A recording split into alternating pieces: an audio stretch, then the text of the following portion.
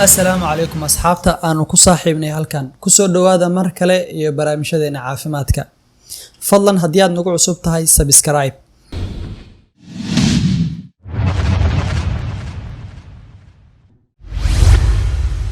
baarista guurka ka hor guurku waa dhismaha aas-aasiga ah ee bulshada waa udubdhexaadka dhisidda dareen wanaagsan caafimaad iyo xiriir qoys guurka caafimaadka qaba waxa uu rahmad u siinayaa ka hortagga qoyska cusub ee isguursanaya xanuunada la kala qaadi karo ee ku imaan kara hidde-side ama caabuq jirka soo galay si loo dhiso farxad iyo wada noolaansho waarta guurka caafimaadka qaba waxaa lagu qeexaa heshiis iyo is-afgarad dhex mara lamaanaha isguursanaya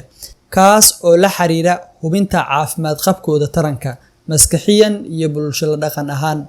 si loo helo qoys u diyaar ah helidda ubad caafimaad qaba baarista lamaanaha waxaa lagu qeexaa baaris si toos ah loogu sameeyo lamaanaha diyaarka u ah inay markaa isguursadaan baarista ugu caansan ee loo sameeyo guurka ka hor lamaanaha isguursanaya 1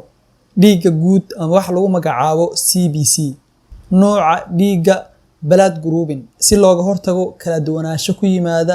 jiinkooda blood groupka nooca uu yahay oo hadhow keeni karta in ilmuhu dhiciyaan hemoglobin test ama HB variant testing wax lagu magacaabo si looga hortago noocyo kamid ah dhiig yarida dhaxalka ah sida thalassemia iyo sickle cell anemia HIV hepatitis B virus ama cagaarshowga noociisa B-ga ah sidoo kale hepatitis C ama viruska cagaarshowga noociisa C-ga ah isfiilita ama syphilis dhammaan cudurrada galmada ku faafa sida jabtada chlamydia iyo kuwa la midka ah hubinta shaqada xubnaha taranka ee lamaanaha labadaba faa'iidada baarista lamaanaha guurka ka hor 1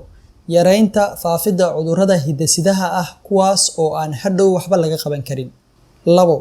ka hortagga cudurrada faafa ee galmada lagu kala qaado oo lamaanaha u dhunta 3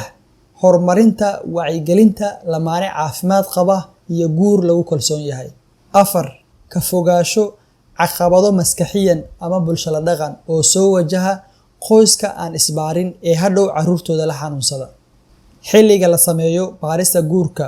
waa ka hor 3 bil xilliga guurka waraaqda cadeynaysa caafimaad qabka lamaanaha waxa ay dhacaysaa kadib 6 bil marka ay soo baxdo haddii 6 bil ka hor oo guurka dhici waayo waa muhiim in mar kale lagu celiyo baaristii sidii markii hore oo kale